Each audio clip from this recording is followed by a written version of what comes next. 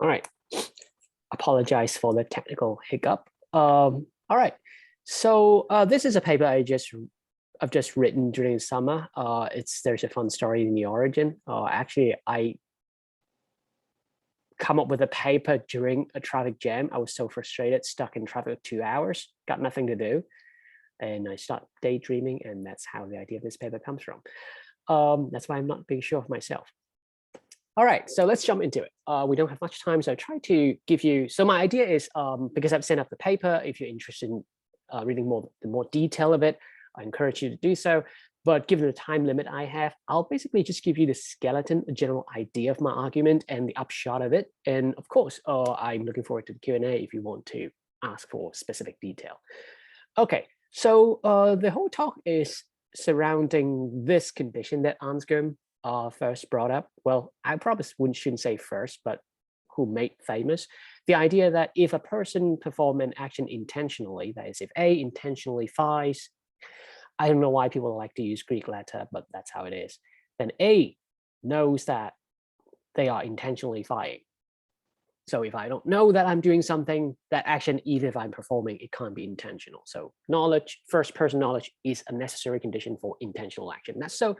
That seems to be a necessary component for intentional action, according to Anscombe at the very least. And recently in a 2012 paper, Will Small called this condition the cognition condition. So that's not the term Anscombe used, but I'll use the term since it sounds catchy. All right, so that condition that we have to do something knowingly, to do something intentionally, seems intuitive, and a lot of people start working on that and develop theories about that kind of special kind of first person knowledge, including myself. But a lot of other philosophers disagree that this is a necessary condition for intentional action to begin with. So there are people who accept this condition and go on to develop theories about this first person knowledge. But there are philosophers that well, hold on a second, let's not jump into theorizing yet. It's not even clear that this knowledge is a necessary condition for intentional action to begin with. Among those people, first of all, famously, there's Davidson. So he famously raised the following counterexample where I'm sure a lot of people heard of it. The idea is, well, imagine a person trying to create a 10 carbon copy. I don't know whether people still know carbon copy these days. So write on the first page, and supposedly if you write hard enough, it will penetrate all like 10 layers and create 10 copies of the same document. So that's what it is. And suppose this person is not intentionally, say, writing his name on the first layer and intentionally trying to produce 10 copies of his own signature or something that he's writing.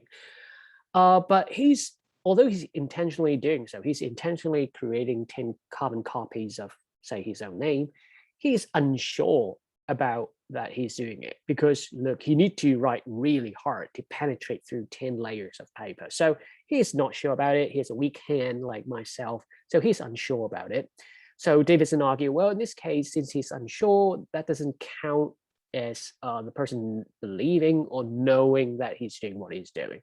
So this is a case where the person clearly is intentionally doing something, writing something on the paper to create 10 carbon copies of whatever that he's producing. But it seems in this case, it's a case where the person don't believe and know that he's doing what he's intentionally doing.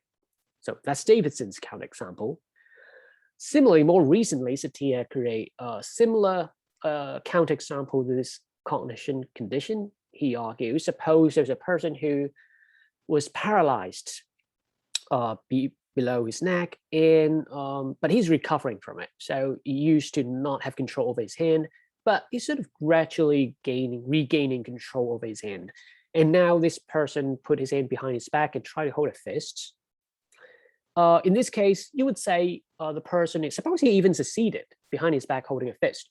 But in this case, Satir argued, it seems that the right thing to say is, yes, this person is intentionally holding a fist because that's what that person is doing intentionally. But because he's still or she's still recovering from the paralysis, it's totally normal for the person to be unsure, extremely unsure, that he or she is really holding a fist behind his or her back. So similar kind of reasoning, since he's so unsure, it seems to be a case where even though the person is intentionally doing something, it doesn't count as a case where the person has a belief and therefore knowledge about what he or she is doing. So again, another counterexample. So these cases, among other, has a similar structure. A person performing intentional action,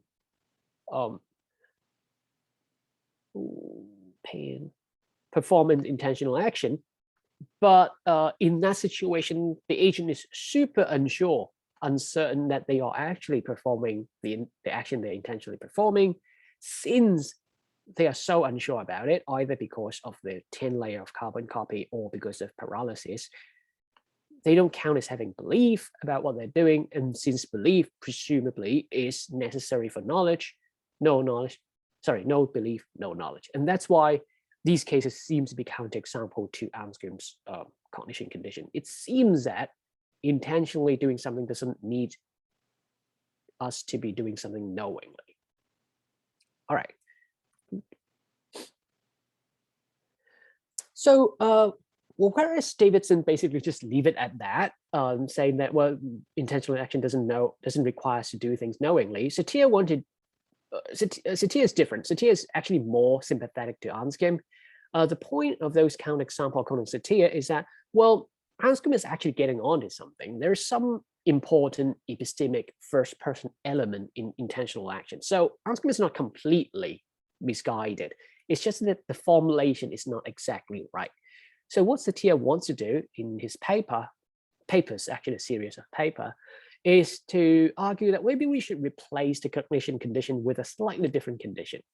Instead of a condition about knowledge, he suggests that we should replace it with a condition that has something to do with credence or partial belief or degree of certainty. He used these terms interchangeably in those papers. So it's a fairly complicated condition. So here's how it is. So Satir says, if the agent intentionally fire, whatever that is, then the following condition, disjunctive condition, is held. Instead of just there's one necessary condition, now the necessary condition is a disjunction of three things. First, either the agent has to believe that they are firing, so there's still that, or if they don't believe that they're firing, because those counterexamples exactly supposed to be cases where the agent don't believe that they are firing, right? At least they would have higher degree of credence or certainty that they are doing what they think that they're doing than before. So when I'm intentionally, say, kicking a table or petting my cat, even if I don't believe that, for whatever reason, I don't believe that I'm petting my cat or kicking the table, at least I should be more certain that I am doing so before I started intentionally doing so.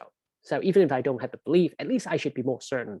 So that's what the second condition is about. At least the agent seems to be have higher credence. And the third condition is, even if you can somehow come up with cases, and Satir talks about those cases, where the person doesn't seem to either have the belief or higher credence for doing that specific intentional action, there must be some other action, sighing, that the agent do in order to perform the fire. So I move my hand in order to pet my cat. So even if I don't believe that I'm petting my cat while I'm petting my cat, I should at least believe that I'm moving my arm in order to pet my cat, and I somehow have the belief that I'm moving my arm, or having more higher credence that I'm moving my arm. So the third condition is a little bit complicated. I'm not going to focus on that because this is basically parasitic on condition 1 and 2. What I'm going to do, so this is generally the condition, what I call credence condition. This is not what Satir calls it, but I call it credence condition because I want to focus on disjunct 2. And this is what I'm going to focus on in this paper.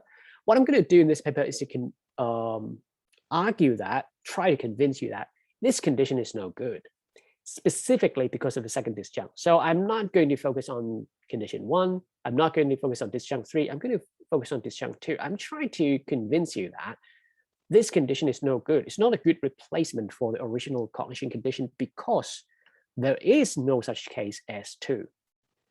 Because an agent don't have a credence or degree of certainty about what they're doing, and therefore there are no such thing as the kind of situation that disjunct 2 describes never happens.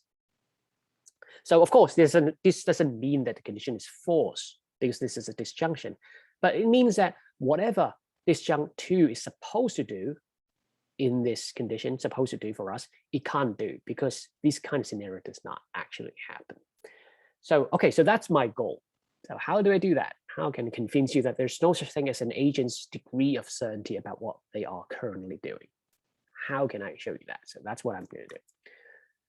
All right, so to understand why I think that is the case, why I have that rather good conclusion, we have to take a step back and think about how do we measure credence. Credence is a degree of something, just like a degree of any quantities, like that's another topic I'm interested in, scientific measurement. So that's basically, this paper is basically a combination of two of my interests, agency and measurement.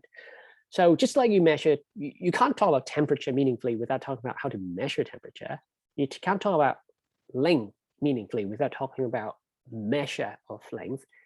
Similarly, when you talk about credence or degree of certainty, those kind of things, you have to talk about the measure of it.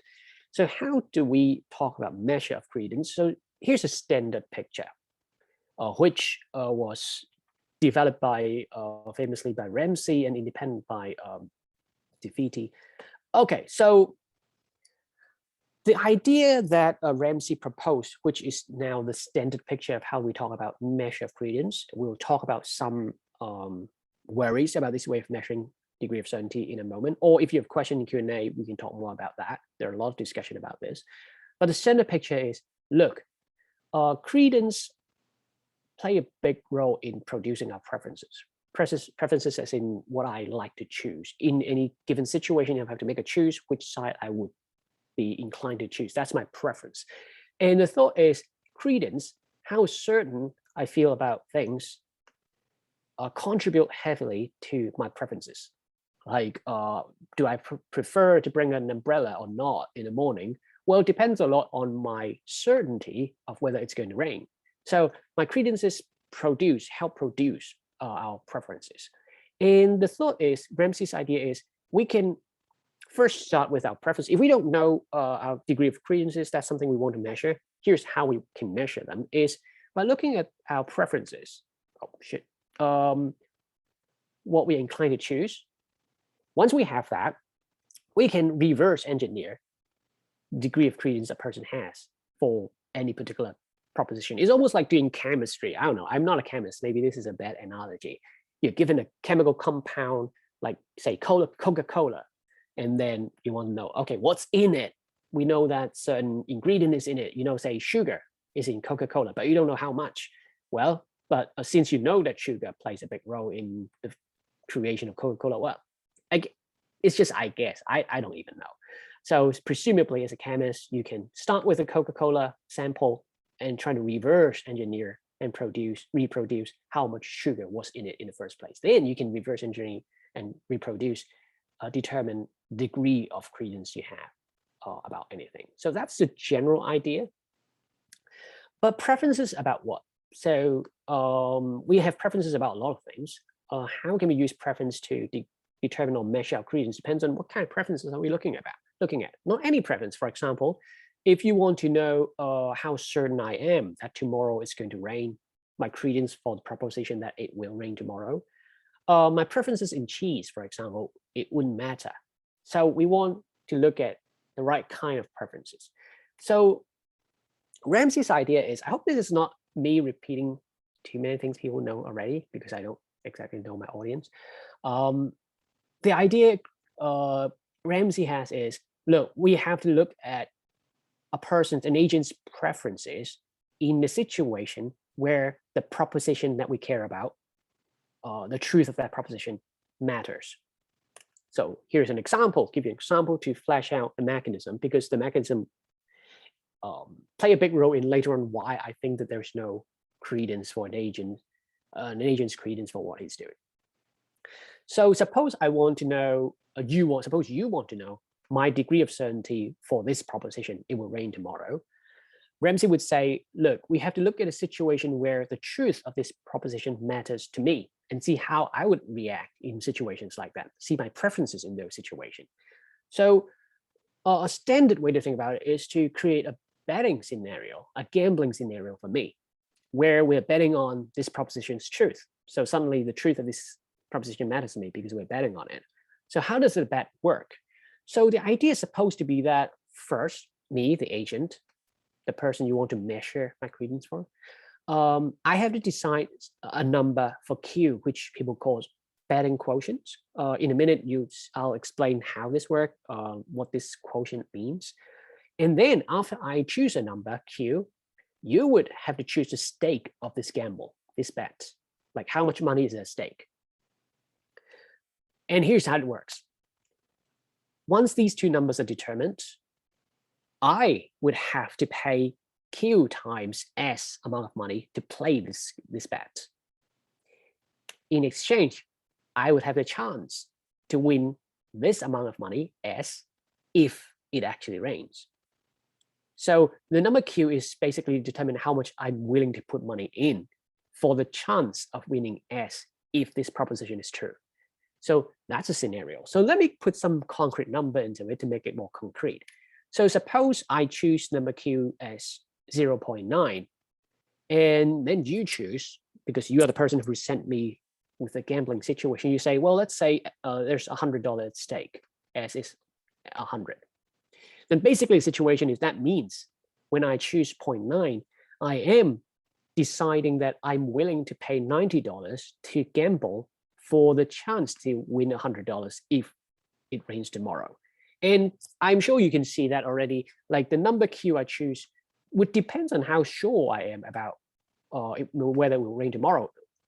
The fact that I'm willing to choose 0.9, that is, I'm willing to pay $90 for the chance to win just $100, just $10 more, means that I'm pretty sure it's going to rain tomorrow.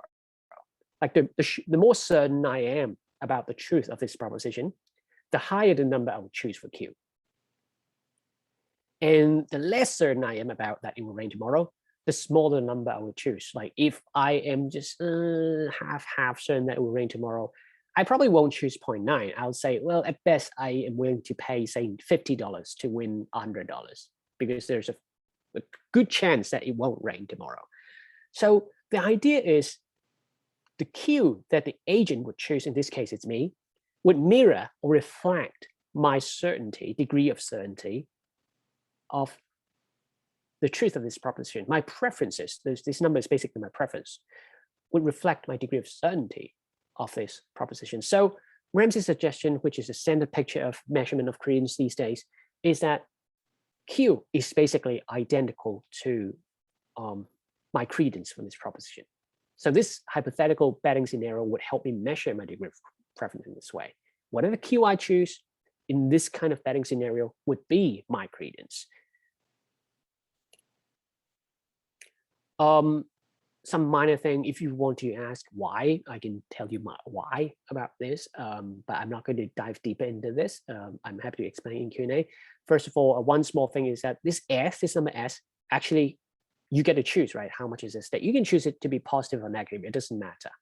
So that means when you set the gambling situation, me, the person, is not supposed to know whether I'm betting for or against the proposition. So there's a reason why it's set up this way. I'm happy to explain more if you're interested in this. That's the first thing.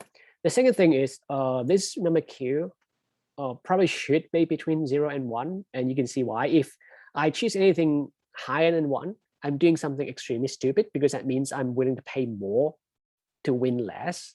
Like if say this is, I choose say 1.1, then that means I'm willing to pay $110 for the chance to win $100. It makes no sense at all.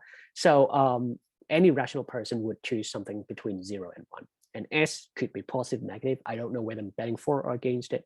So these are some minor technicality of the situation. All right, so that's basically Ramsey's idea. That's how we measure credence. When you talk about credence, we talk about degree of something. You can't meaningfully talk about degree of something if you can't talk about like, what do you mean by even measuring it? So this is one way to think about it, a standard way to think about it. Now, of course, some further complication is that philosophers like Plantinga and Christensen, a little bit more recently, not too recently, I'm getting old, argue that there's some concern about this kind of measurement they call preference-based measurement of credence, of degree of certainty. The idea was that, look, sure, credence plays a big role in creating our preferences, But that's not all there is. There are a lot of things that are factors. For example, two person could be equally certain about whether tomorrow is going to rain, but maybe they have different temperaments. Like one person maybe is more welcoming to risk, the other is not. So even with the same credence, people could behave in exactly the same way, have the exact same preferences. They would both prefer to not bring an umbrella, for example, maybe that. Or maybe one of them is less good at doing calculation of risk, so less rational in that way. Of course, it depends on what you think about rationality, what you think rationality is. Oh, by the way, Andre, probably you have to tell me if I'm overrunning. Okay, I'm just making sure I'm keeping track of time. All right. So there are a lot of other factors. So basically, the idea is, according to Plantinga and Christensen, there are just too many other factors involved in producing our preferences. What we prefer, what we not prefer, depends on partly on credence, but so much more. So they argue that it's just impossible to think that we can reverse engineer the degree of credence based on a person's preference alone. This whole picture is flawed. But if you ask me, I think that, and including a lot of people who support this orthodox picture of credence measurement, is that this is a legit worry, but it's not really a knockdown argument. All it means is that we need to add some idealization into this thought experiment. I mean, think about the chemistry, the case, right? You're given a chemical compound, you know that part of the constituent is sugar, let's say. Sure, there are more than sugar in the compound. Sugar is just one of it. So how can you determine how much sugar is in a sample of Coca-Cola? Well, what you need to do is, that doesn't mean you can't reverse engineer the amount of sugar from it. It just means that you have to do something more. You have to do a lot of operation to screen out the other elements, the other factors in it, to help you narrow down how much sugar is in the Coca-Cola. Similar here. Sure, Plantinga and Christensen, you're right. There are more than just credence that contribute to producing our preferences. But all that means is that we need our thought experiment to be a little bit more complicated. We need to add mechanism in it, in the gambling situation, in the setup, to make sure we rule out other things. For example, here are some of the things that people in the literature suggest. For example, when we choose the stake, like how much money is at stake in the gamble, we need to choose the right amount of money. You can't choose amount of money that's too big, that would scare people off, because if too much money is at stake, people who are afraid of risk would behave in a way that does not accurately reflect how sure they are about certain things. Or it can't be too small. The amount of money involved could not be too small. Otherwise, they don't care. They won't think about it, right? So you have to choose the right amount of stake. That should be part of the idealization of your gambling situation. And we also have to hypothesize that the agent involved is a utility maximizer.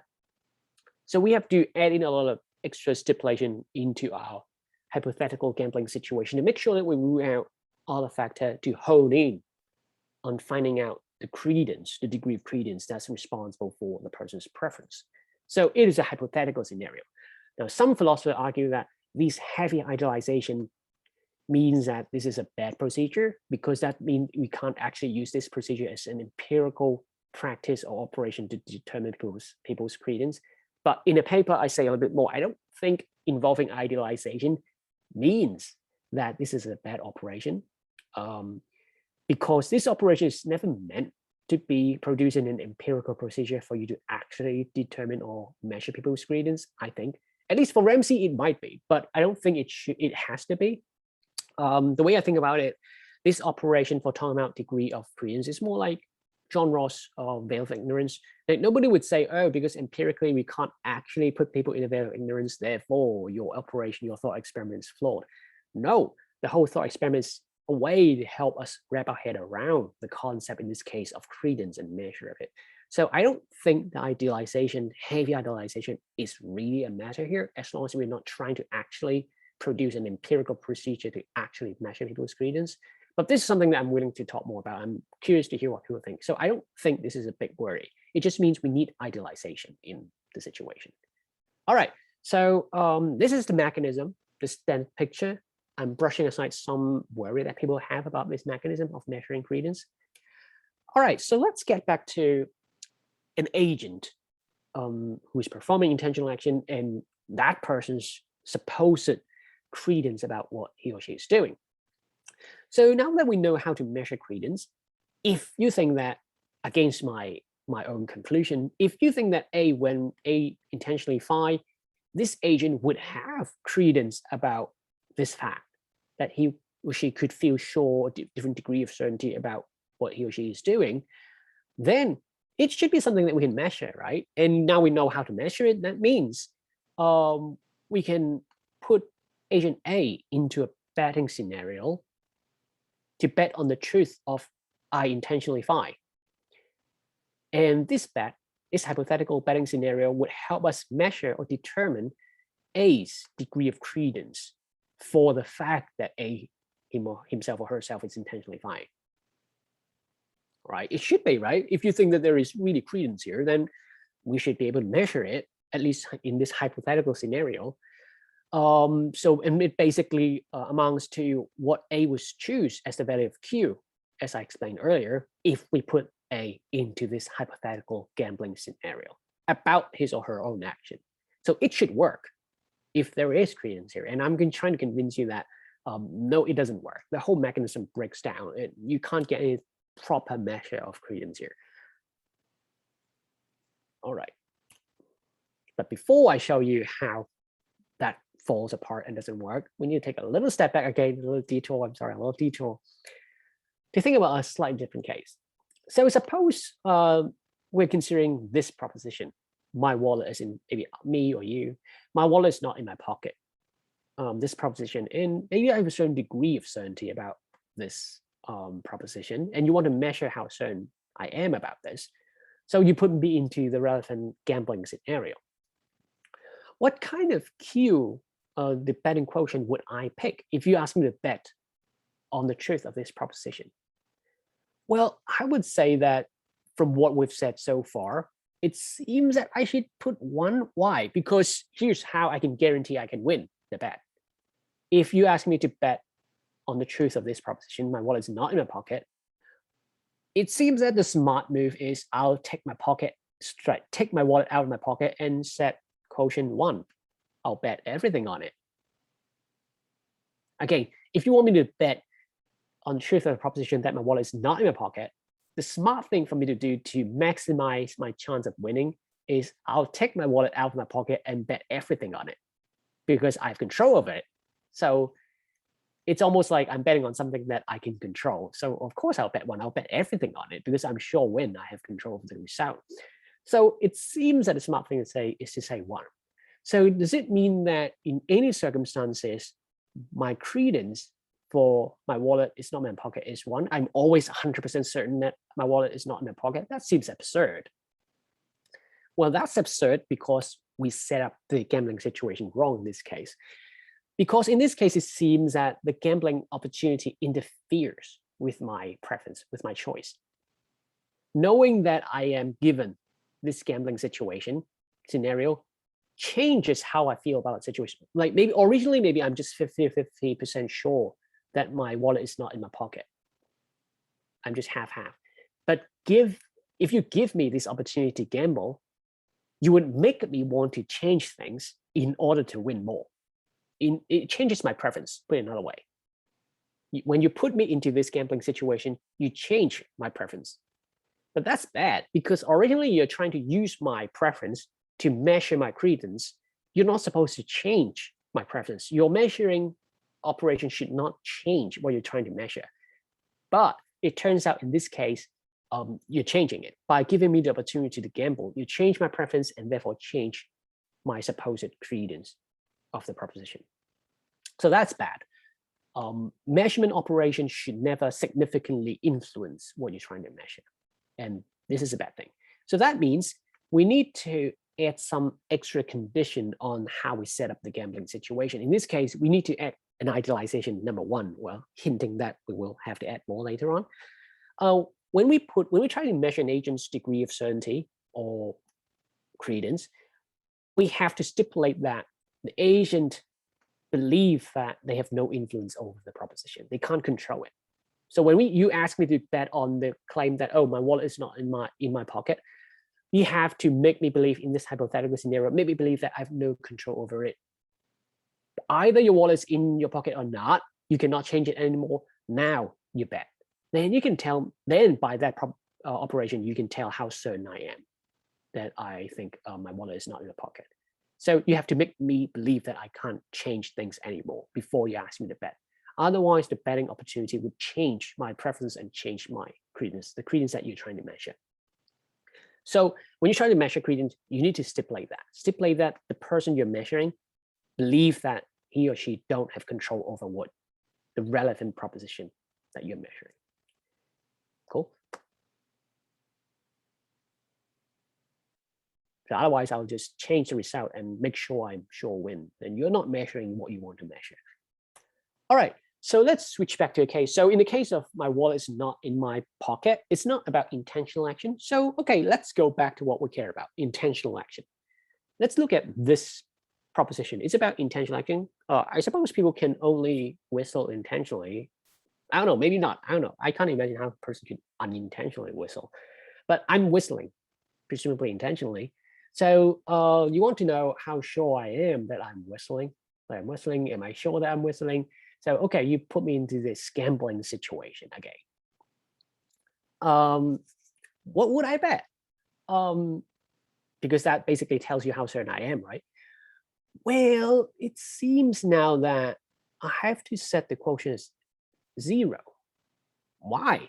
Well, here's the reason why. The reason is, remember this stipulation.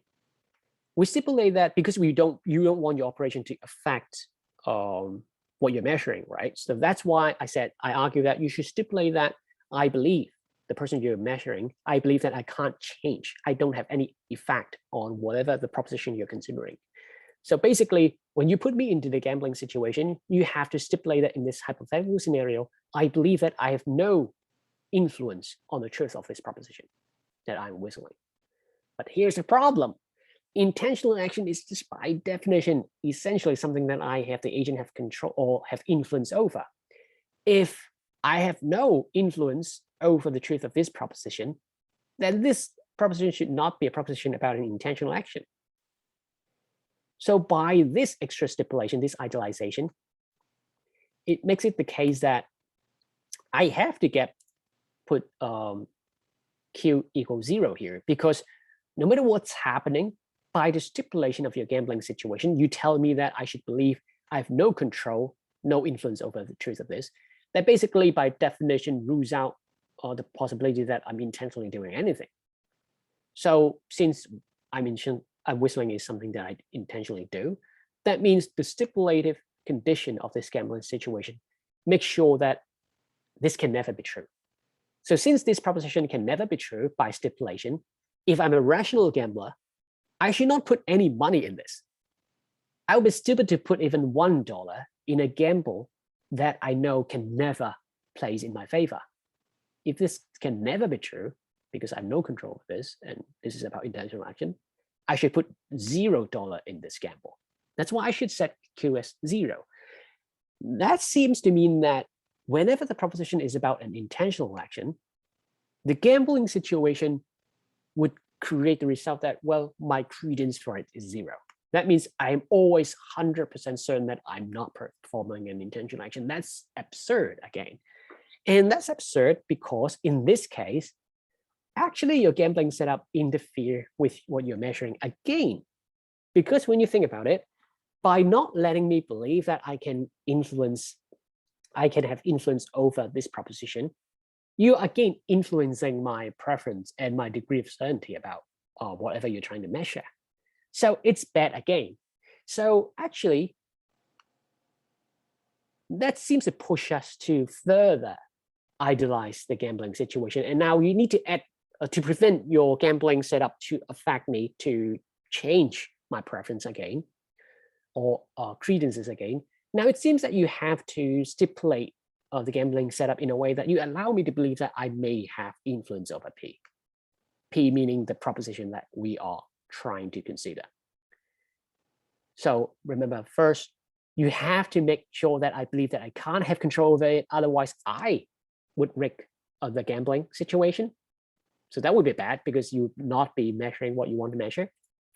Secondly, however, you have to stipulate in your gambling situation that you need to allow me to believe whatever I want to believe. You need to allow me to believe that I have influence over P. Otherwise, in the case of intentional action, your gambling situation would be by definition making me believe that I can never perform any intentional action. And you would be rigging the gambling so that you're not measuring what you want to measure. So that's why you need to stipulate the second thing. But that's the problem. And that means when we put all these together, I'm not sure whether this may be rushing or too fast. Let me know in the Q&A. When it comes to measuring an agent's credence about his or her own intentional action, like how sure he or she is about that he or she is doing fine intentionally, you need to set up, according to the standard account, you need to set up a gambling situation with two hypothetical stipulation, idealization. First, you need to stipulate that the agent believes that he or she has no influence over P, so they can't rig the gamble, the bet in their favor. Second, you have to stipulate that the agent is allowed to believe that they have influence over P. Otherwise, in the case of intentional action, you'd be forcing the agent to believe that they can't do anything. And that's affecting what you're trying to measure. So you need these two. Problem is, these two idealization conflicts. You can't have it both. So either you don't let them believe that they can do anything about it, or you have to let them do anything about it. So you can't have it both. You can't both let them believe and not let them believe that they can do something about a P. That's a problem, but you need both for your measurement procedure to be properly measuring what you want to measure without influencing what you're measuring, significantly influencing. I'm not talking just mild influence, significantly influencing what you're trying to measure, but you can't have both. So that's what I meant when I said earlier, when you're trying to measure, if you hypothetically think that an agent has a degree of credence about what they're doing, sure, then talk about measurement. But problem is you can't consistently talk about a proper measure of that person's credence about a person's own intentional action. So my claim is from these cases, it seems to show that there is no proper measure of A's credence for the fact that they intentionally lie. Now, there are some complications. I anticipate some pushback. The details in the paper, I'm happy to talk about in Q&A, but I'll skip over that. I argue that this is at least a strong prima facie reason, all things being equal, we should conclude that there is no such thing as a person's credence. Remember, when you talk about credence, degree of certainty, we're talking about people's psychological state. We're not just talking about some numbers we use to model people's behavior. We're talking about some actual psychological state. If we talk about a psychological state that you have no trace in, there's no proper measure in, then all things being equal, not just that it's hard to measure, as we can see earlier, it's impossible to measure because you need to stipulate conditions that just simply conflict with each other. There's no such thing as a proper measure of it. Then we have just no reason to think that people have that kind of mental state to begin with. It's almost like you're talking about mental state that has no trace, no behavioral manifestation at all in any situation you can imagine. So why even think that people are in that kind of mental state? I don't know. People talk about it, but I don't see any reason to do that. And my conclusion is, well, that's a strong reason to think that, well, there are no such thing in the first place. All right. So that's what I call in the paper the no credence thesis. A person could have credence for a lot of things, but not credence about what they are doing intentionally right now. So it's not about intentional action in the past or in the future. Those things you can be certain or uncertain about. But while you're doing something, while you're performing intentional action, there's no meaningful sense in which you are certain or uncertain about it. You just do it and you believe it. That's it. So that's the no credence thesis. All right. So because we started late, I'm unsure how your time management go, Andre. I don't know what. Okay. So let me know if it's around 5 minutes, right? Because I don't know what's the right way to measure it. You're doing splendidly. Okay. So that means when we go back to earlier, Satier's credence condition, that's what I said earlier. That's why I said what I said earlier. The second disjunct just can never happen. He says, well, when an agent A intentionally performed phi, either the agent believes that they are phying, which is fine, or A would be more certain or have higher credence that they are phying than otherwise. Well, I say no, no, it can never happen because an agent never has credence, meaningful credence about what they find. So A never happened. 3, as I said, I'm not going to focus on that. So as I said, this doesn't mean that this condition is false because it's saying 1 or 2 or 3 is necessary. If 2 never happens, it can still be true. But the point is that means whatever work disjunct 2 is supposed to do for Satir in this condition, it can never do that work because whatever is described in disjunct 2 just never happened. So that's why I think this condition is a bad replacement for the original condition. All right, so at this point, I probably need to briefly mention this because something like this, what I just argued, has been in the literature for a while. I want to explain why what I argue for is actually original. So there has been a similar thesis being argued in the literature. Sometimes people call it deliberation crowds out prediction. It is an important debate in decision theory.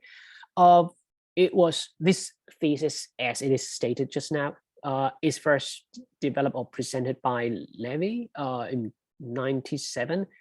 He's not the first person to defend it. Actually, in some philosophers argue that actually they can find this thesis in Kant, as early as Kant. I'm not entirely sure that person is right or not.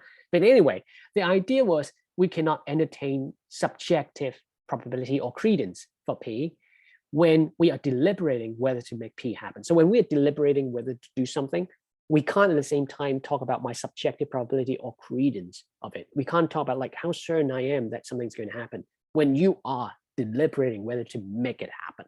So that's what deliberation crowds out prediction means. You can't deliberate whether to make something happen and at the same time have prediction about whether it would happen, because that's something you are controlling. What do you mean by prediction?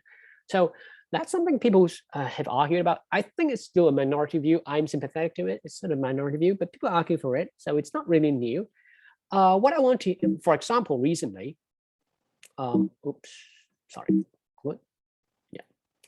recently, in 2 papers, Liu and Hugh Price argues for this thesis, defend this thesis, and say that why this is true. Well, it's true because when an agent, so what they introduce is an idea of the credence gap, the idea that we always assume that people always have a specific credence for every proposition, but they think that no, actually, you can move between state of credence, and while you're moving between them, you can be in a state where you're still thinking where you should be in. You're in the middle of updating your credence. And when you're in a state of updating, you would not have any specific credence about a proposition. When you're still deliberating, you're still thinking. So you're in the process of updating. Then you're not sure. Oh, there's something in the chat box. Should I look at it? Oops. Oh, okay. Oh, I'm sorry. I didn't see things in the chat box. Yeah, the high credence, you mean the Satir's condition, right? So he means when you are performing an action, you have a degree of certainty that should be higher than before you start doing it. Suppose I'm whistling, he thinks that, well, at least you should be more sure that you're whistling than before you started whistling. Even if it's not sure enough for it to count as belief or knowledge, at least it should be higher. So that's what he meant. Anyways, yes, so they say, well, that's why deliberation crowds out prediction, because you're in the middle of updating your degree of certainty. That's why you don't have a specific degree of certainty. You're still trying to make up your mind. So it is something that people have defended, but I want to emphasize that their view, deliberation crowds out prediction, I call it decorp, is not the same thesis as what I'm defending, what I call the no credence thesis. It's not the same thing. Because decorp is about when I'm deciding whether to do something, I can't have credence about it because I'm still making up my mind. My thesis is about something you have decided already. You're already performing the action, say whistling. And while you're performing that action, you have no credence about it. So it's a slightly different claim. Although the two theses could be argued in a similar way. So the argument I just offered, like how measurement breaks down, applies the same in a case where people are just deliberating what to do. But essentially, the content of the two theses are different. So I'm defending something original. I guess that's what I'm trying to say. I'm not repeating things. All right, so why do we care about this? Well, first of all, it's interesting. If I still have time, I'll briefly talk about one big upshot of this thesis, is that it actually tells something very substantive about a big topic in epistemology, broadly speaking, the relationship between belief and credence. So in contemporary epistemology, when it comes to the relation between belief and credence, there are three major views. There's a credence first view, which says that, well, credence is a fundamental notion. What is belief? Belief is to be analyzed or defined in terms of credence. So for example, some people who accept the Lockean thesis would say, to have a belief for P is to say that you have a strong enough credence for P that passes a certain threshold. Some people will say it's 1, somebody says that, oh, as long as you're certain more than 0.5, you count as having belief. But the point is, they start with credence and define belief in terms of credence. So that's the credence first view. There's belief first view. That seems to be the second favorite view, according to a recent survey, which just got published, I think, 2 days ago, like the Chalmers survey again. I don't know what's the point of that, but that's fun, I suppose. The idea was that, well, we first have... Derek, sorry to interrupt you. I think it's actually by Dave Chalmers and David Boucher jointly. Oh, jointly, yeah. I'm so sorry. Yeah. So the second majority view is the belief first view. The idea is you first have the fundamental notion of belief, and then you analyze credence in terms of it. How does it work? Well, it turns the idea is, look, I have to believe that it will rain tomorrow. What does it mean to say that my credence for it is 0.5? Well, what it means is I have to believe that there's a 0.5 chance that it's going to rain. So credence is just a belief about chance. So we have belief as a fundamental notion that helps you define what credence is. So that's the belief first view about the relation between belief and credence. And there's a super minority view that started to gain some traction lately, dualism, that think that no, they're completely different phenomena. Credence and belief, both are equally fundamental. You don't define one in terms of the other. Clearly, if you accept my conclusion, no credence condition thesis, the no credence thesis, credence first view is completely ruled out, because that means there are cases where I'm whistling. When I'm whistling, I believe that I'm whistling, but there's no meaningful sense in which you can ask me whether I'm certain about it. So it seems that if I'm right, there will be cases where there's belief without credence, right? No matter how certain I am, no matter how clear I am that I'm believing that I'm whistling, there's no sense in which I have a credence that I'm whistling. So credence first view, one majority view, ruled out. So that's a very substantive result. And the no credence thesis does not rule out either the belief first view nor the dualism, but it favors dualism, the minority view. So that's why it's interesting, I think, for me. Why does it favor it? When you think about it, like if you accept belief first view, you think that I believe that I'm flying, maybe whistling, and you think that I have credence, and to say that I have credence at C for the claim that I'm whistling, that means according to belief first view, that means I have believed that the chance that I'm whistling is C. That's what it means to say that I have credence C, right? If you have belief first view plus the no credence thesis together, basically you'll be saying that this is impossible. It's possible to have a belief that I'm whistling, but it's impossible for anybody to form the belief that the chance that I'm whistling is C. Problem is, not saying that it's inconsistent. You can say that. Something you might think there are things that you can't form beliefs about. That's fine. But it's kind of hard to explain this kind of restriction of belief content. Like, why is it that a person can believe that I'm whistling but can't form belief about the chance of my whistling? So you need explaining, and it's hard to see how that explanation can come together. So that's a problem. And if you accept dualism, life will be much easier for you because you believe that you're whistling and your credence for the fact that it's C, they're two different things. Credence and belief are completely different. So when I say no credence thesis is true, I say, well, there's no such thing as my credence for the fact that I'm whistling. And that's it. It says nothing about belief, and it's not adding any extra restriction on the content of belief. So there's nothing I need to explain here. So it meshes much better with a dualism, and that's why it speaks in favor of it. And that's something that doesn't follow from, say, the deliberation crowds out prediction thesis. So that's one big upshot of the thesis. There are more things we can talk about this, but I think I should stop here. Again, I'm not entirely sure about how time works, given how we don't start in the right time. But I should stop here. Maybe we can talk more about it during Q&A if people are interested in it. There are more things we can talk about, the implication of the thesis. But thank you very much, and I'm looking forward for the conversation. Thank you. Thanks so much, Derek. Wonderful talk as usual. And we're all using the virtual applause button because it's all well deserved. I want to take this opportunity to invite Jules, Alex, Dingley. If they want to ask questions, I have a bunch of questions of my own, but Jules, please go ahead. Derek, thank you for the great talk. That was very interesting and I learned a lot. So I guess the thing that I'm struggling with the most is this idea that seems to be driving the argument that the idealizations that we can't help but make in order to, measure credence, these have to be they have to be uniform across, the credence measurement tasks.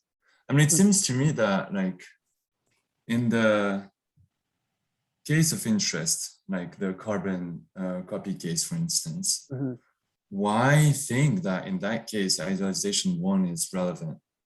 It seems to me that really what we would need in that scenario is one where indeed the agent is allowed to believe that they can have an influence on the amount of carbon copies they might make.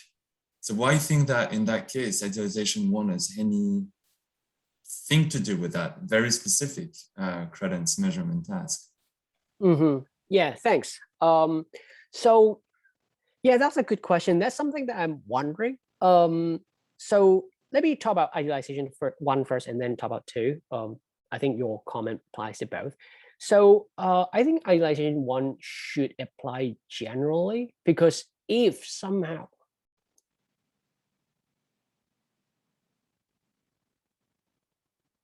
so I don't know, maybe I misunderstood your comment. Now I rethink about it. So the idea is just that if you put a person in a gambling situation in order to measure how sure they are about P, you better not make the agent think that, oh, okay, who cares how certain I am before? But now that I know I have control over P and you give me a chance to win money, I better start doing it now and change it so that I can win more money. Then it seems to mess up the situation completely. So it seems to me that that should be a consideration no matter what P is. So why is the carbon copy case? So it's a very last bit that I'm not sure about. The fact that it applies across different P's. Like there might be some variety when it comes to our credence measurement tasks. And sometimes one idealization is indeed the one that we have to make. But I mean, the case of the carbon copy is one where, I mean, what's interesting about it is that the agent doesn't seem to have full control over whether they are going to make 10, 15, 20, 100 carbon copies. And so right. It's not as if they could, right. They have no full control about it. It's just that they're going to do their best to be making a bunch, and then I don't know. And so then it seems like idealization 1 either loses its bite or is not relevant. I'm not too sure how to phrase it, but the only idealization really that we need in that case is, maybe there are more, but one that we need is that, well, the agent is allowed to believe that they can do something over the amount of effort they put into the pen and anyway. Right. Yeah, good point. Yeah, this is actually a good point, because I definitely simplify it by choosing imagine that a person has complete control over what you're talking about.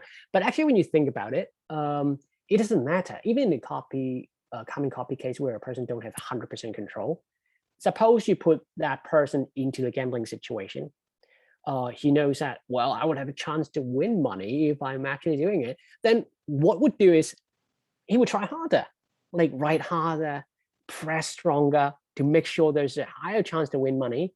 And he'll be more certain about it. He'll put more money into it. So even if it doesn't change it from whatever number it was to 1 certainty all the way, it definitely changes significantly in a way that the number is actually produced by the chance of gambling. So it becomes a case where no matter what he would have bet otherwise, the number now he bet on is completely produced by the fact that you gave him this chance of gambling. So your measuring operation basically produce the measurement result you're trying to measure, and that doesn't seem right.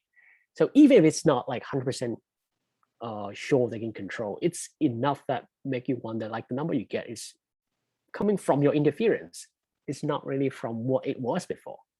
So that's why I think no matter what P is, even if it's something that the agent don't have complete control, idealization one should be in place to make sure the numbers you get is not produced by your interference. If I may just, just a quick follow-up. But the case in the scrutiny is one where, I mean, in Davidson, and I guess in Syria too, the case in the scrutiny is one where really, I mean, it seems to be an assumption about the case that the agent is really at the very edge of what they might be able to do, but they don't quite know, something like that. And so, what is it that I'm trying to say? It seems like if that's the case, then of course they're gonna do whatever they can to try and you try harder, right? They're gonna. But I guess, okay, good. I guess what I'm saying is they're already trying very hard. Maybe they're already trying the hardest they can. I think these cases are cases where it might be an assumption, right? They're already trying the hardest they can. And maybe that's not an assumption behind these cases. But in any event, if that was the case, that they were already trying the hardest they can, because it's really at the edge of their agential abilities, then might that impact our conclusion about what the measurement task can accomplish? It could be. Because then the agent cannot really, there's not much margin for them to adjust whatever it is that they're doing. Anyway, I don't know, I'm rambling now. I don't know. It's just that it's just that from the perspective of the person who's measuring, we don't know, right? We don't know whether he could be even surer than he was, right? It's just, we don't know. Maybe he doesn't even have credence, if I'm right. We just don't know. But the point is, once we interfere with the measuring operation, we created a number that it seems that there's a big chance that it's the production of our operation instead of how he was, because we don't know how he was, right? How sure he was. But there's a big chance that it's produced by us. Right. I don't know. It seems like we don't know whether it's already maximum trying already,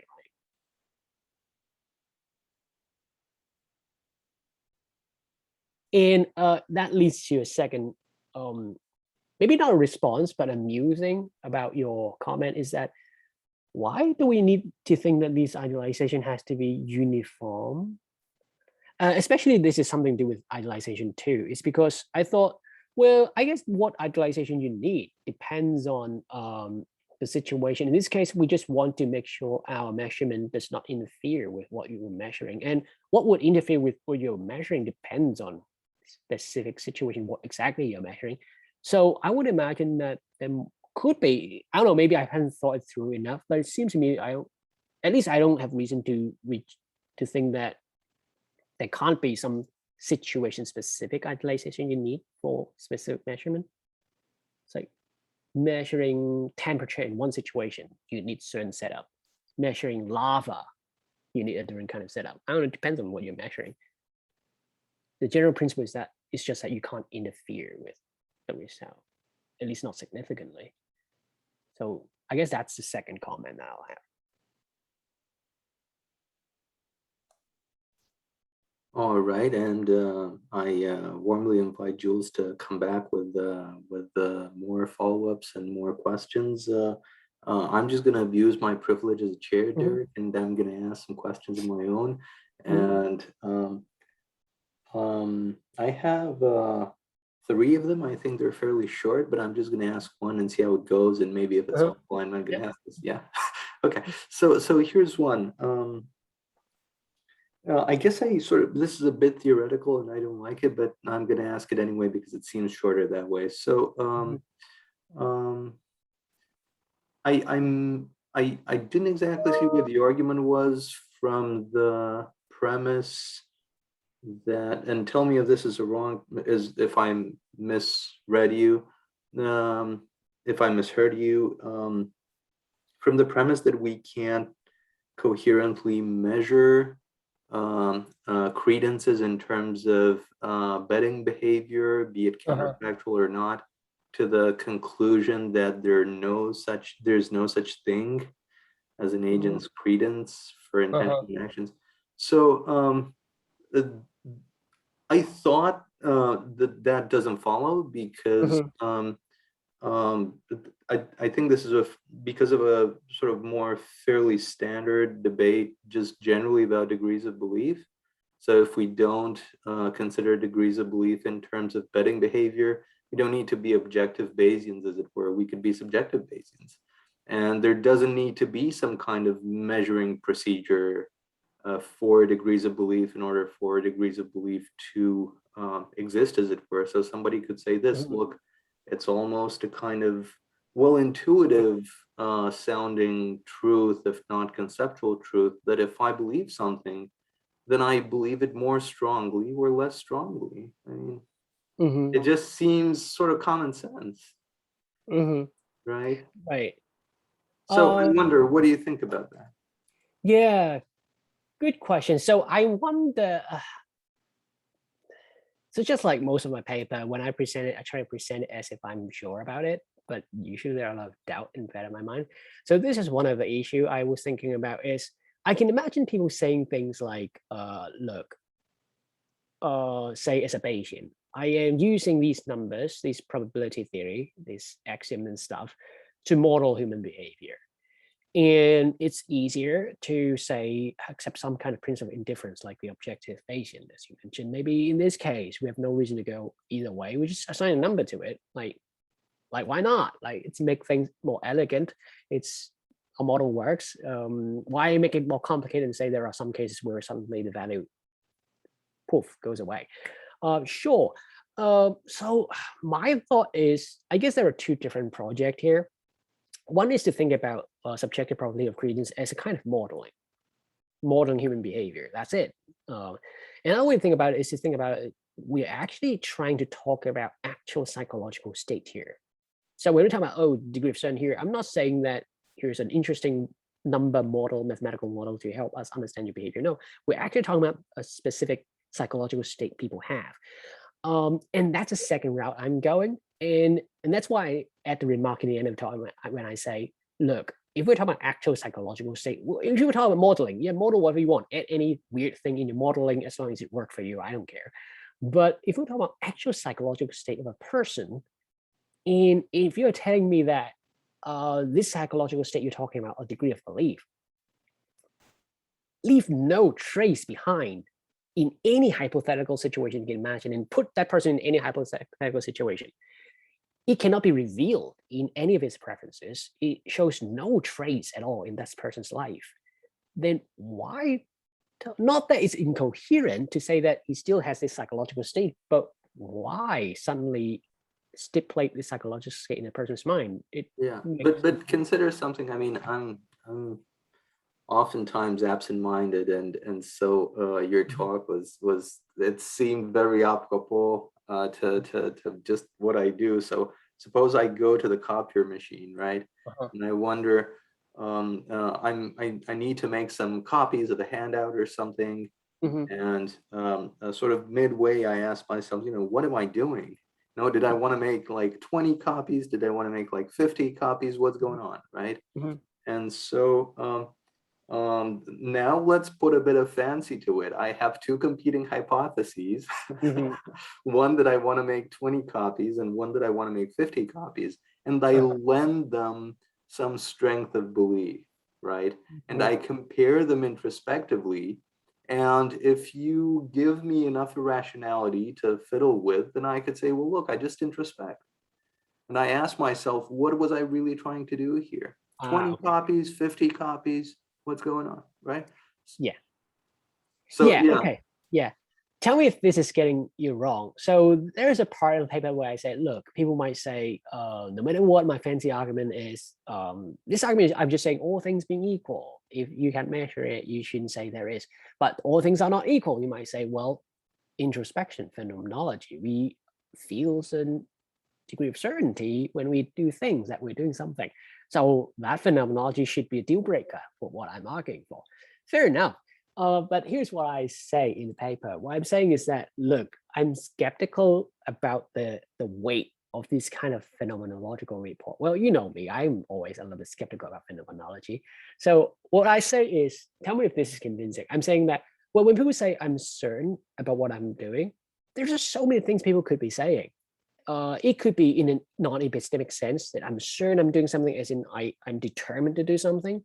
Or people could mean I'm certain about my action could produce a result I want, and that's different. Like whether I'm performing an action and whether my performance produced the right kind of result is a different thing. And people could be certain or not certain about the result, which is fine. Or there are other things people could be certain or uncertain about, right? Or uncertain about what people judge them or anything like that. So given the fact that claims about certainty could be ambiguous in at least already 2 or 3 ways that we're uncertain about, I tend not to give it a lot of weight in how I think about this. So that's what I am. I don't know whether this is convincing.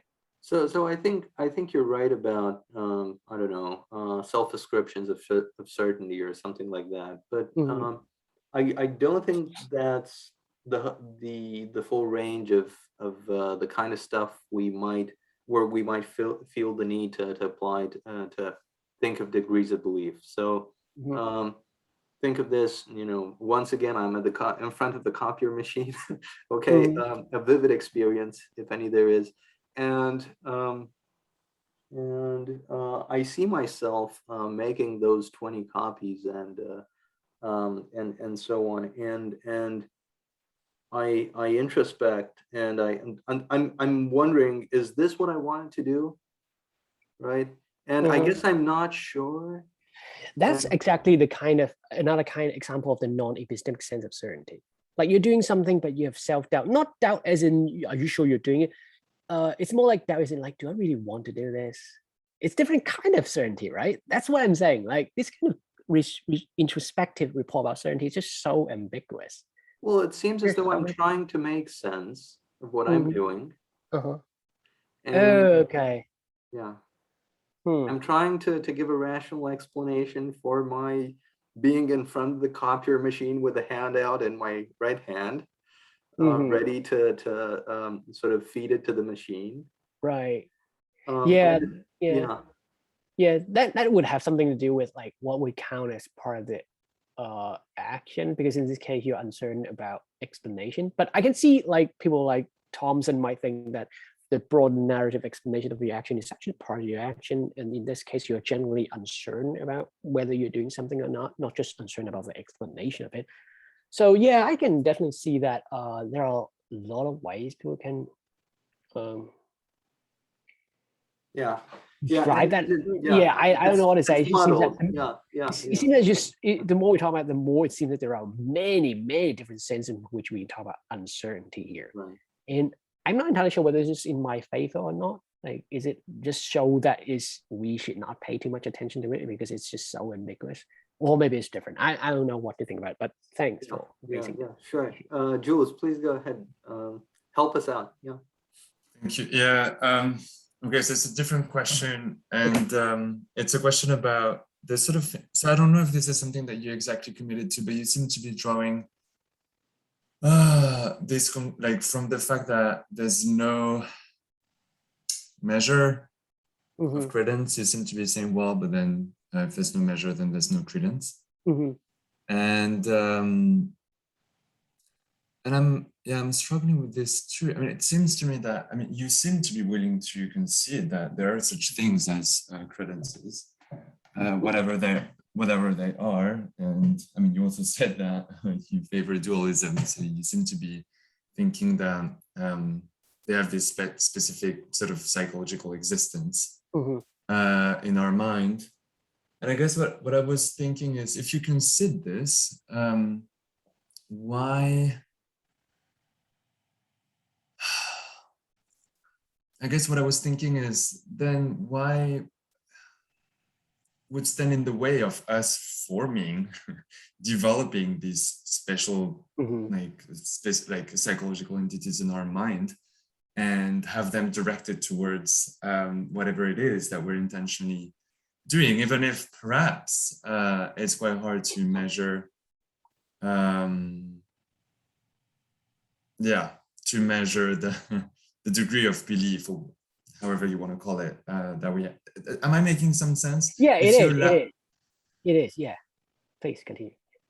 Yeah, no, I think that's, I'm struggling with that thought. So I don't know if this is making tons of sense, but it seems to me that if you're willing to grant that there is these entities out there in the mind, then after all, maybe these things can develop themselves, be about the things that we do intentionally. It might just be a feature of the world in which we live, that there is no measurement task that would do a good trick at, that would do a good job at measuring these credences, but they're there nonetheless. Right. So yeah, that's I think there are two questions here, which is both awesome. So let me quickly respond to the second one first, and then I'll go back to the first one, because the first one is one that I personally is worried about and I can't break through it. And I'll explain my worry and see if people can help me. So about the second question, could it be that we just have this thing around, because, well, the concern is like, is it not possible that we have these degree of credence? It's just that we don't have any tricks to measure it. Well, yes, we have, of course, we have a lot of pragmatic limitation for things we measure. There are a lot of other properties that we can't properly measure right now, right? Other than credence, which is fine. But there are two kinds of limit, right? There are limits that are technological limit, and there are limits that seem to be like an in principle limit. Like, for example, like the uncertainty principle. Like, if you know precisely the location of an subatomic particle, you can't have a precise measure of its momentum, something like that. It's supposed to be an in principle limit, not just a technological limit. Then it seems to me that whereas I would agree with you when it comes to a pragmatic or technological limit, when it comes to in principle limit, for Occam razor reason, I don't see why we should postulate that. In the same way we would say, like people would say, like when there's say an atom that has a specified location, we won't say that it has a specific momentum that we can't measure. Normally what people say is, well, correct me if I'm wrong, I'm not a physicist, I'm just making shit up. It seems to me, from what I heard, what people say is that not just that it has a specific momentum we can't measure, but that it just has no determinate momentum in those cases. So the basis seems to be similar, is that there is an in principle limit, that there's no sense of talking about measurement of particle with specific location, specific momentum at the same time. So I take it as what's happening here is similar.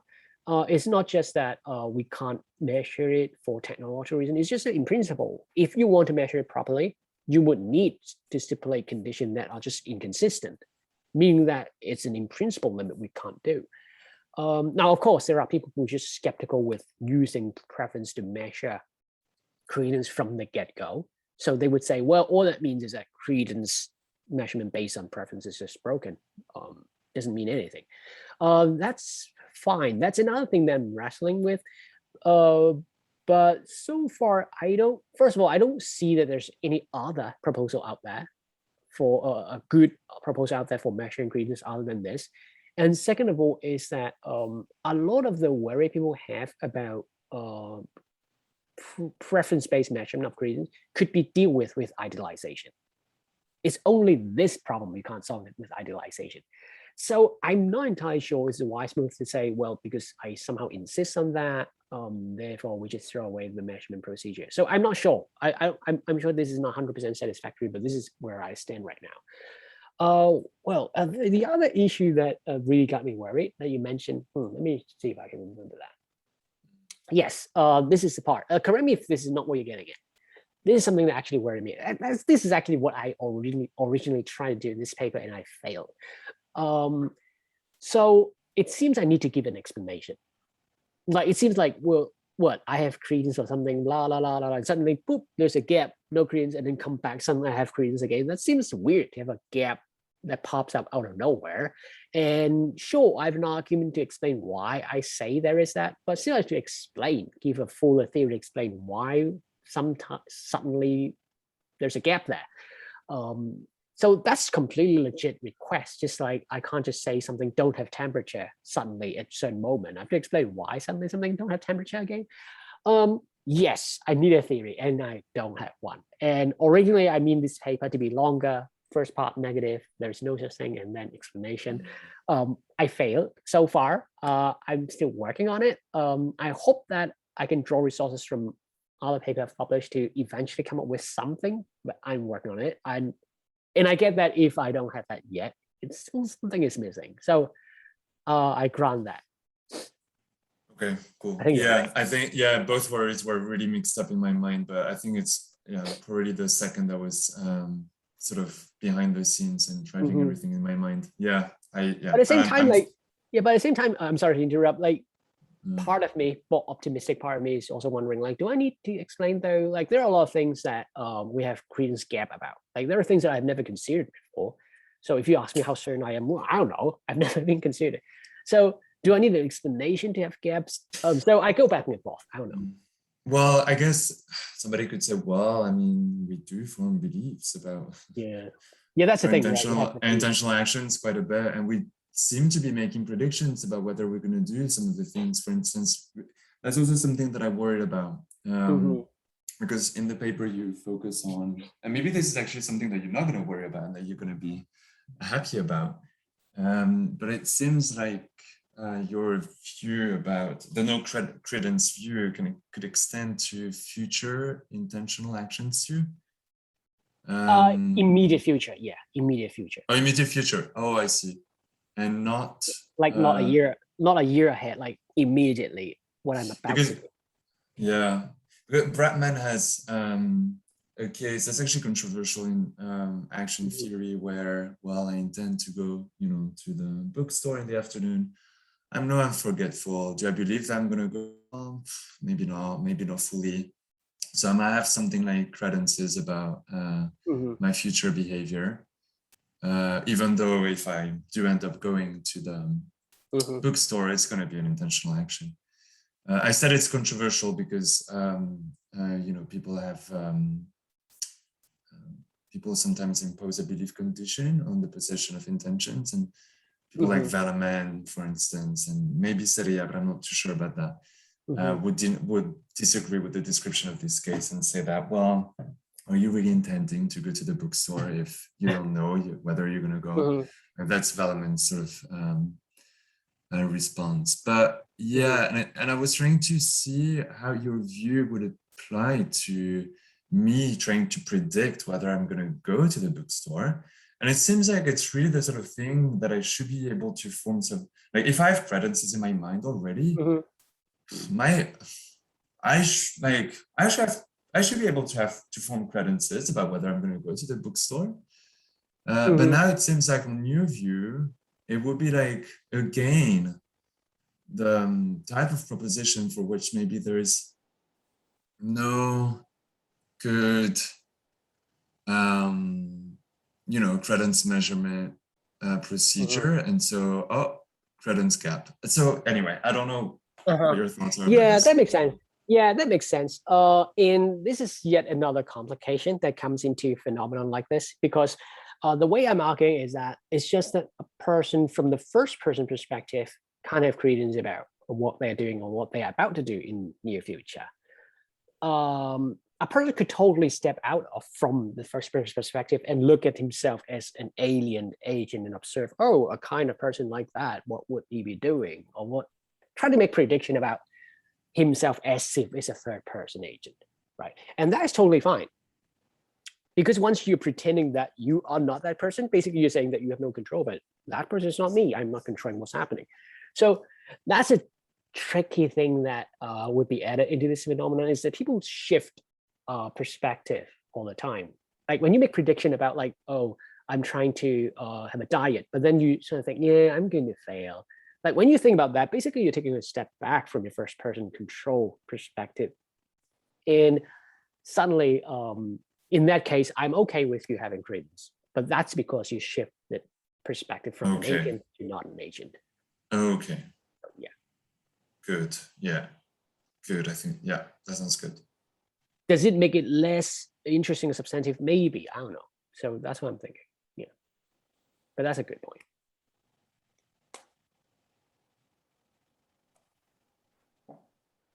All right, and Jules, we're going to come back in a sec, so don't go anywhere. Here's another question. I'm wondering about the sort of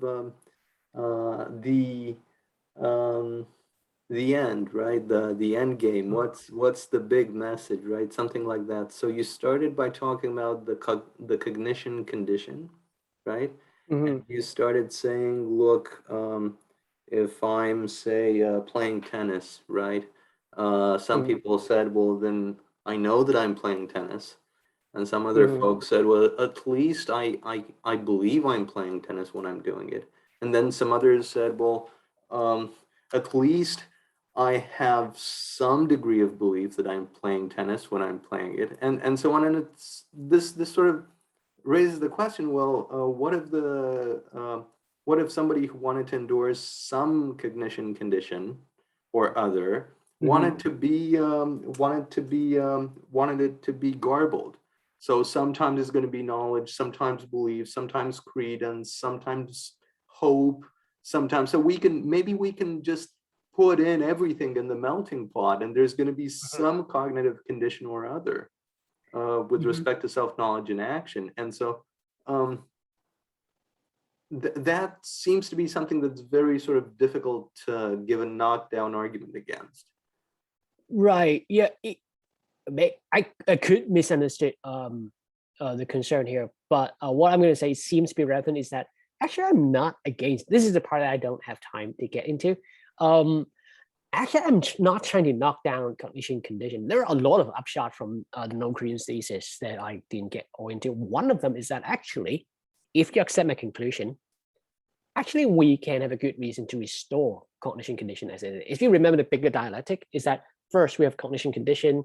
To intentionally do something, you have to do it knowingly, originally, right?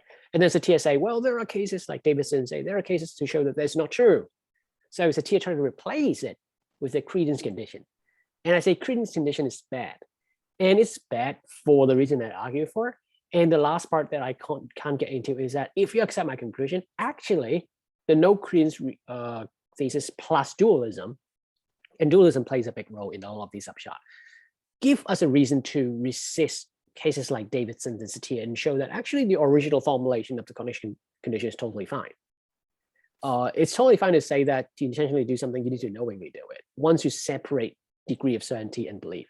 Because remember the cases they come up with. All the cases are people doing something intentionally, but are unsure about it.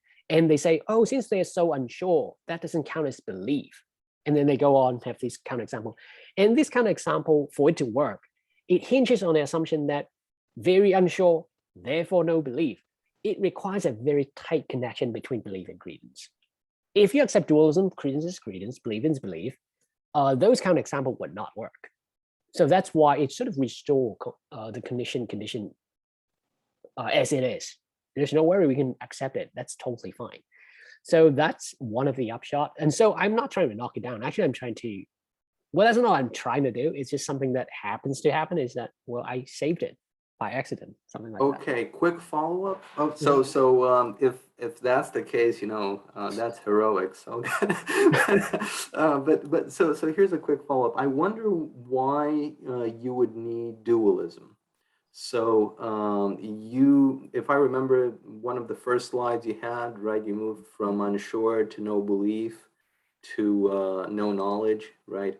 And the reason you moved that way was because the knowledge you were considering sort of presupposed belief. So no belief, then no knowledge. And the belief you were considering presupposed, and here's something I don't know. Suppose you're a credence first kind of fellow. And then you think that if you have a strong enough degree of belief that's higher than some contextual threshold, that's going to count as belief simpliciter, right? So in a sense, you want to derive simple belief from the high enough degree of belief. That's the thought. So if you do that, well, if you're unsure, what that says is that you can't exactly.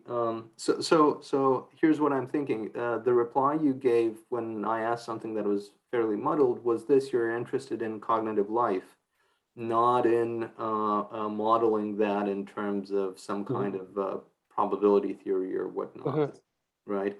And once you make that distinction, right, why do you need to say that there's no connection between credences and beliefs, instead of saying that how strongly or how weakly we believe something is an interesting cognitive phenomenon. It's very tricky, and that's only imperfectly modeled by some kind of Bayesian approach or something like that. And so you would still get the, I think, the move you want to make, right? But you don't need to endorse dualism. Oh yeah. So the dialectic is not that I need dualism. Dualism comes as a bonus. So I already have the no Credence thesis, no matter what, because of my argument. Dualism is something that follows because, well, again, there's some complication here, but the general idea is, if you accept no Credence thesis about intentional action, and you think that while we're doing something, sometimes we believe that we're doing it, sometimes at least some people don't even think that we always have the belief, then you already think that there are cases of belief without credence. But I guess, okay, sorry, just a sec. I guess I was just wondering what you mean by credence. Do you mean the kind of cognitively real kind of wavering? We sometimes exhibit hesitation, certainty, and so on, the kind of muddled sort of phenomenology we have, or do you mean the kind of mathematical modeling of that in terms not of modeling, not modeling, a real psychological state when people are having different degree of certainty about whether something happened or is true or not. Like, yeah, I'm not talking about modeling. In modeling, you can add whatever dummy you can add into your model, right? So yeah, that's not what I'm getting at. So my claim is dualism follow, well, not follow, but not the no Credence thesis strongly suggests dualism because first it rules out credence first view.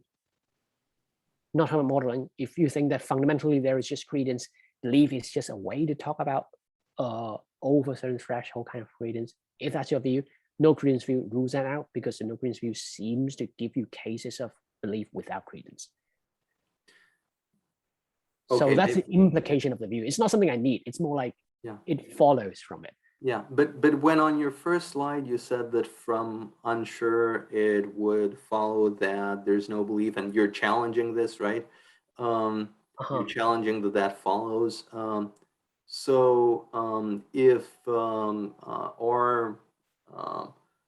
If phenomenal hesitation, or I'm not sure exactly how to put it that way, if that's not necessarily adequately modeled by some measure of degrees of belief, right? Why isn't that enough for no belief to fail to follow from unsure? I'm not sure I follow.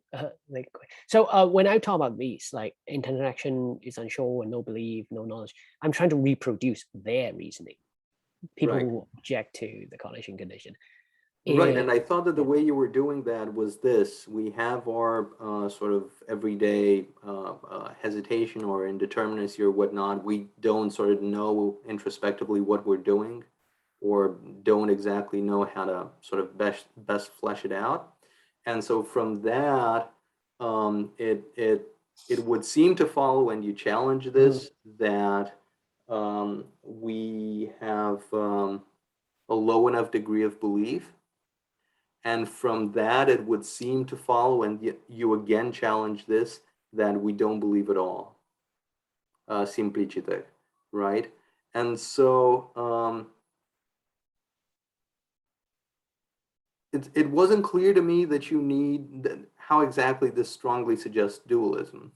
right? Because you can deny the first step without denying the second step. Yeah. Yeah, the suggestion of dualism has nothing to do with how I address this kind of example. The reason why I think it suggests dualism is because first, forget about Davidson's cases.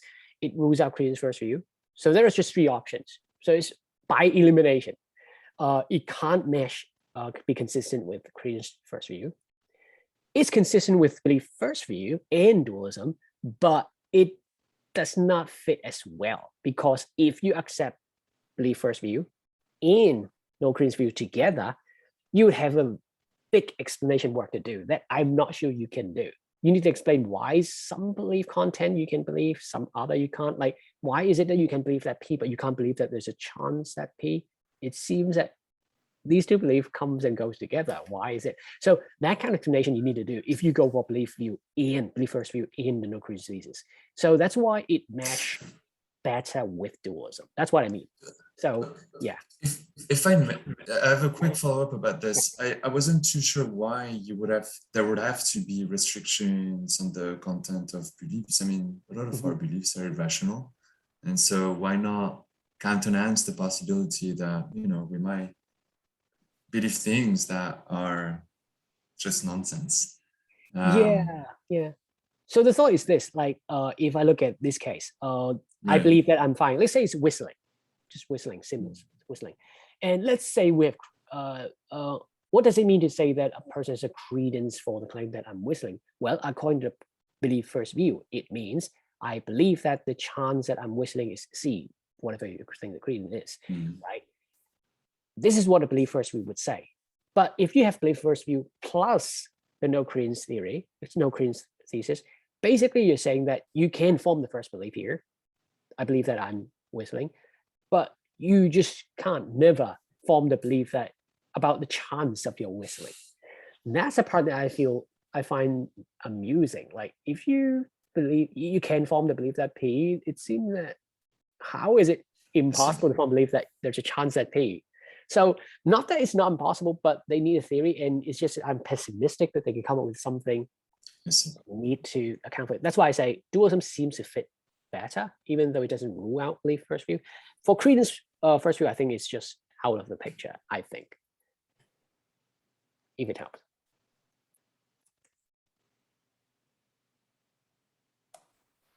So I wonder, last quick thing. So I wonder if, so if there are credence gaps, right? That's the way you put it. Would there be, I mean, how would you consider that? Is that something that's cognitively real? Or is it just a way of saying that the math doesn't do justice to our cognitive lives? Or no, it's real. It's a gap. Like, there are things that we don't have degree of certainty about. Okay. So I believe that it's cloudy, but I don't believe it weakly enough, and I don't believe it strongly enough. And so do these would gaps be insulated or quarantined to kind of self-knowledge in action cases? I wouldn't even talk about credence as degree of belief anymore, because this kind of talk already presupposes too strong a connection between the two, and it sort of invite people to reduce one to another. So if I'm right, if dualism is right, we should just stick to credence or certainty. Belief is belief. It's just different things. Let's not talk about how strongly I believe something. You either believe or not, and you can have different certainty, and that's something extra. So that would be my preference of how to talk about these things to avoid sneaking back in. Are there any kind of Morean varieties of this? So I'm certain of it, but I don't believe it, or I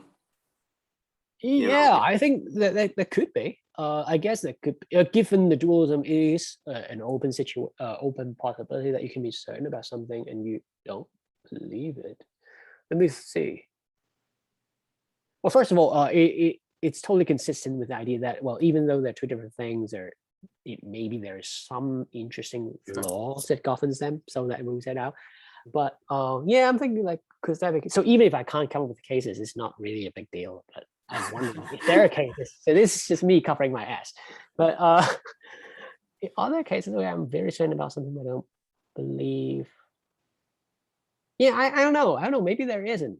Or it depends on your view of belief. Some people think belief is dispositional, that maybe there's something that you're very sure about, but I'm not going to act on it. Could be. I don't know. I'm very certain. I'm very certain in the sense that I'll bet on it, but I don't believe. Yeah, there was something like that. Yeah, there is. Yeah, I forgot about it. I almost forgot about it. This is a famous case, actually. It's something to do with what do they call this phenomenon? Yeah, about naked statistic evidence. I don't know whether you heard of it. So there's a case. Suppose there's statistics. I walk into a room with only one guy, and all of them are women. And I walk in, put down my phone, walk out, come back. My phone is gone. Somebody stole it. Let's say there's a statistic that phone theft, 9 out of 10 is committed by men instead of women. There's just one man in the room. So in this case, I can be fairly sure it's the guy because of the statistics. If I were to bet money of it, it would be the guy. But according to at least some people who argue for it recently, it's wrong for me to believe that this guy, is the thief, because I don't have any direct evidence. All I have is statistics. So I can bet money on it. So I can be sure, credence-wise, but I can't believe it. So it would be a case where it seems to require us to have high credence without belief. Yes. So that would be one of the cases. That's interesting. Actually, this is one of those cases that people first brought up to defend dualism in the first place. All right. Well, thanks, Derek. I'm much less sure of myself than when this started. That's a good thing. Socratics. Yeah. Thanks so much, Jules. If you have any other questions, or if you'd like to. No, for now, but I really enjoyed the talk. Thank you. Thank you very much. And you can contact me anytime you want if you have further questions. Good. Thank you very much.